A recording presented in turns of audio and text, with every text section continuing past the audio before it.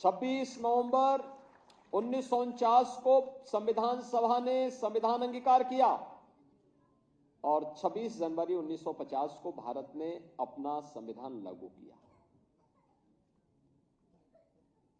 ये हमारा सौभाग्य है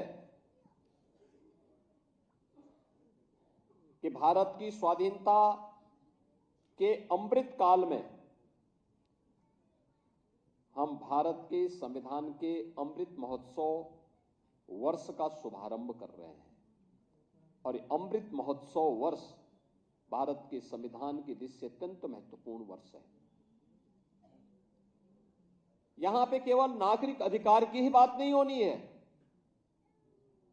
बल्कि प्रधानमंत्री से नरेंद्र मोदी जी जिनके प्रयास से, जिनके दूरदर्शिता के कारण आज हम संविधान सभा का दिवस के इस आयोजन के साथ सहभागी बन रहे हैं,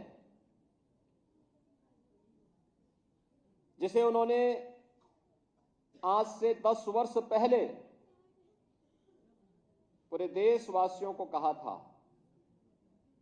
जब उन्होंने बाबा साहब भीमराव अंबेडकर के भव्य स्मारक के बनाने के कार्यक्रम का शुभारंभ किया था। तब उन्होंने कहा था कि समय आ गया है जब हम भारत के संविधान दिवस को भी एक सार्वजनिक महत्व का दिवस मान करके इस आयोजन को पूरी भव्यता के साथ आयोजित करना सीखें। और फिर उन्होंने नोटिफिकेशन जारी करवाया और नोटिफिकेशन जारी करवाने के बाद 26 नवंबर 2015 से संविधान दिवस का एक कार्यक्रम इस भव्यता के साथ पूरे देश के अंदर आयोजित हो रहा है। यह हमारा सौभाग्य है कि उत्तर प्रदेश में विधानसभा और विधान परिषद में हम लोगों ने नागरिक कर्तव्यों को लेकर के इस पे एक डिबेट भी करवाई थी।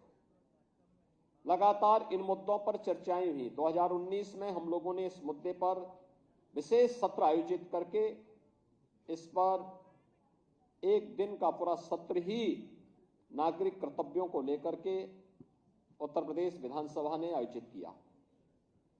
महत्वपूर्ण यह है कि भारत का संविधान हमें अधिकार देता है और कितना बड़ी बात है कि भारत के हर जाति, मत, मजहब के लोगों को, जो भारत का नागरिक है, उस हर वयस्क मतदाता को भारत के संविधान ने समान मताधिकार की शक्ति दी है। याद करना, दुनिया के तमाम ऐसे देश हैं जो अपने आप को आधुनिक लोकतंत्र का जनक मानते हैं,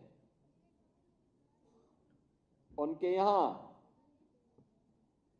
जाति खेमे में बटे हुए लोग थे। वे उन्होंने अपने यहां भेदभाव किया था, उन्होंने अपने प्रत्येक नागरिक को वोटिंग का पावर नहीं दिया था।